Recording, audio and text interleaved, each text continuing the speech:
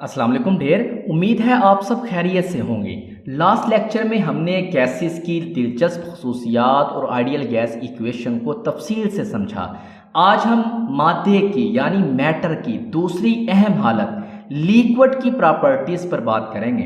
Dear, gases के मुकाबले में लिक्विड कैसे मुख्तलिफ होते हैं और इनकी अहम खसूसियात क्या हैं, ये सब हम आज के लेक्चर में सीखेंगे। तो चलिए बगैर टाइम ज़ाया किए शुरू करते हैं आज का topic, properties of liquids. Dear, liquid also diffuse like gases, however the rate of diffusion in liquid is much lower than that in gases. Dear, liquid भी गैसेस की तरह डिफ्यूज यानी फैलती हैं, ताहम लिक्विड्स में डिफ्यूजन की रफ्तार गैसेस की निस्बत बहुत कम होती है। डिफ्यूजन का मतलब है ज़र्रात का ज़्यादा कंसंट्रेशन से कम कंसंट्रेशन की तरफ हरकत करना, यानी जहां मिकदार ज़्यादा हो वहां से उस इलाके की तरफ जाना जहां पे इसकी मिकदार कम हो। इमेजिन करें यानी ख्याल करें कि आपने एक कमरे के एक कोने में एक फ्रेशनर स्प्रे किया, उसकी खुशबू पूरे कमरे में तेज़ी से फैल जाएगी। डियर, ये गैस की डिफ्यूजन है। अब सोचिए, आपने एक गिलास पानी में एक बूंद स्याही यानी इंक डाल दी। ये स्याही धीरे धीरे पूरे पानी में फैल जाएगी, यानी आहिस्ता आहिस्ता पूरे पानी में फैल जाएगी, लेकिन इसकी रफ्तार एयर फ्रेशनर से कई गुना कम होगी। डियर, ये लिक्विड की डिफ्यूजन है। इसकी वजह यह है कि लिक्विड्स के मॉलिक्यूल गैसेस के मुकाबले में एक दूसरे से करीब होते हैं और इनके दरमियान फोर्सेस भी एज कंपेयर टू गैसेस ज्यादा होती है, जिसकी वजह से लिक्विड में डिफ्यूजन गैसेस से कम होती है। There are little space among liquid molecules because of relatively stronger intermolecular forces. Dear, liquid के molecules के दरमियान बहुत कम जगह होती है क्योंकि इनके दरमियान इंटरमॉलिक्यूलर फोर्सेस निस्बतन मजबूत होती हैं as compare to gases. Intermolecular forces का मतलब मॉलिक्यूल्स के दरमियान पाई जाने वाली फोर्सेस। डियर, क्या आपको याद है गैसेस में कितनी खाली जगह थी? लास्ट टाइम हमने डिस्कस किया था लिक्विड में ऐसा नहीं होता। लिक्विड के मॉलिक्यूल गैसेस के मुकाबले में एक दूसरे के ज्यादा करीब होते हैं। इसकी वजह यह है कि इनके दरमियान अट्रैक्शन फोर्सेस यानी इंटरमॉलिक्यूलर फोर्सेस गैसेस से ज्यादा होती हैं, जो इन्हें एक दूसरे से बांधे रखती हैं। यही वजह है कि लिक्विड का डेफिनेट वॉल्यूम होता है जबकि गैसेस का डेफिनेट वॉल्यूम नहीं होता। Next is liquid are 10⁵ times less than compressible than gases but about 10 times more compressible than solids. Dear, liquids को गैसेस से 1,00,000 गुना कम दबाया जा सकता है, लेकिन सॉलिड से तकरीबन 10 गुना ज्यादा दबाया जा सकता है। डियर, हमने देखा था कि गैसेस को कितनी आसानी से कंप्रेस किया जा सकता है क्योंकि उनमें बहुत ज्यादा खाली जगह होती है। लिक्विड में खाली जगह कम होती है, इसलिए इन्हें कंप्रेस करना बहुत मुश्किल होता है, जैसा कि फिगर पार्ट पी में दिखाया गया है। डियर, अगर आप एक सिरिंज को पानी से भर लें और उसके मुंह को बंद करके प्लंजर को दबाएं तो वो मुश्किल से ही दबेगा, लेकिन सॉलिड्स जैसे पत्थर, इनको दबाना और भी मुश्किल होता है। लिक्विड फिर भी थोड़े बहुत कंप्रेस हो सकते हैं, जैसे कि हाइड्रोलिक सिस्टम में लिक्विड की कंप्रेसिबिलिटी का यूज होता है, लेकिन सॉलिड को तो बिल्कुल भी दबाया नहीं जा सकता क्योंकि उनके मॉलिक्यूल्स के दरमियान स्पेसेस बिल्कुल ही नहीं होती। Next is the molecules of liquid are in constant random motion but their speed of movement is lower than gases. Diffusion among the miscible liquid is an evidence for the free motion of liquid molecules. Similarly, liquid can flow because of the free movement of their molecules. Dear, liquid के molecule मुसलसल बेतरतीब हरकत यानी constant random motion में रहते हैं, लेकिन इनकी हरकत की रफ्तार गैसेस से कम होती है।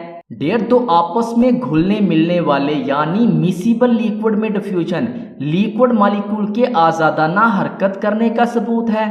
मिसिबल लिक्विड से मुराद ऐसे लिक्विड जो एक दूसरे के अंदर हर निस्बत में हल हो जाएं। इसी तरह लिक्विड अपने मॉलिक्यूल की आज़ादाना हरकत की वजह से बह सकते हैं यानी फ्लो कर सकते हैं। डियर, लिक्विड के मॉलिक्यूल्स अपनी जगह पर कायम नहीं होते, ये एक दूसरे के ऊपर से फिसल सकते हैं। इस हरकत को ट्रांसलेशनल मोशन कहते हैं। यही वजह है कि पानी को गिलास में डालें तो ये गिलास की शक्ल अख्तियार कर लेता है।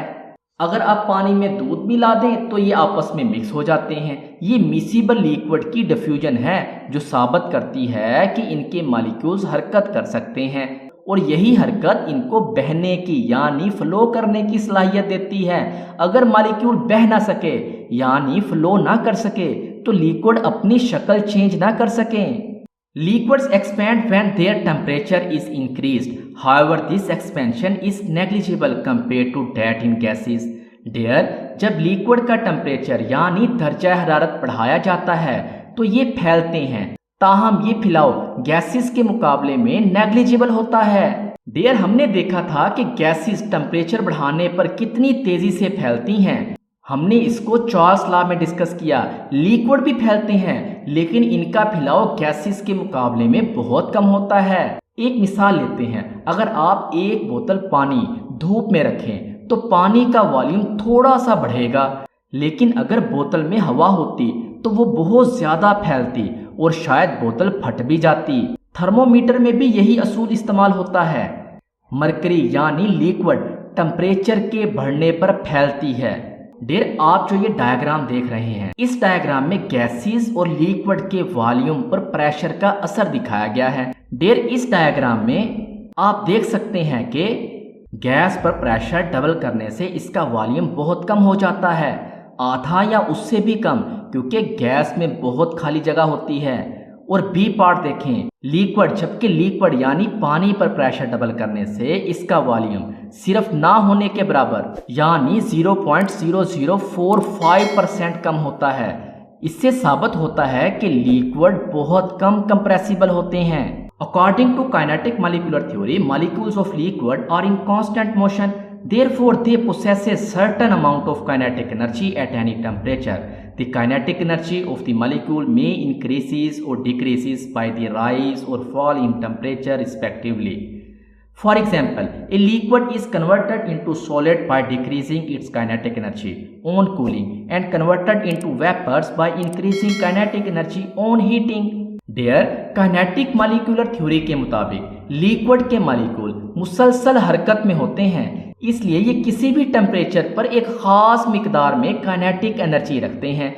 मॉलिक्यूल्स की काइनेटिक एनर्जी टेम्परेचर बढ़ाने या कम करने से बढ़ या कम हो सकती है। मिसाल के तौर पर एक लिक्विड को उसकी काइनेटिक एनर्जी कम करके यानी ठंडा करने पर सॉलिड में तब्दील किया जा सकता है और काइनेटिक एनर्जी बढ़ाकर यानी गर्म करने पर वेपर फेस यानी भाप में तब्दील किया जा सकता है। डियर, हर लिक्विड के मॉलिक्यूल्स हरकत करते हैं जिसके सबब इनमें काइनेटिक एनर्जी होती है। अगर आप पानी को गर्म करें तो इसके मॉलिक्यूल्स की काइनेटिक एनर्जी बढ़ती है और वो तेजी से हरकत करते हैं। नतीजा ये होता है कि वो भाप बनकर उड़ जाते हैं यानी इवेपोरेट हो जाते हैं। और अगर आप पानी को ठंडा करें तो इसके मॉलिक्यूल की काइनेटिक एनर्जी कम होती है, इनकी हरकत सुस्त हो जाती हैं और ये एक दूसरे के करीब आकर सॉलिड यानी बर्फ बन जाते हैं। यही काइनेटिक एनर्जी का कॉन्सेप्ट मादे की यानी मैटर की हालतों की तब्दीलियों को समझने में बुनियादी किरदार अदा करता है। तो डियर, ये था हमारा आज का लेक्चर जिसमें हमने लिक्विड्स की अहम खसूसियात को तफसील से समझा।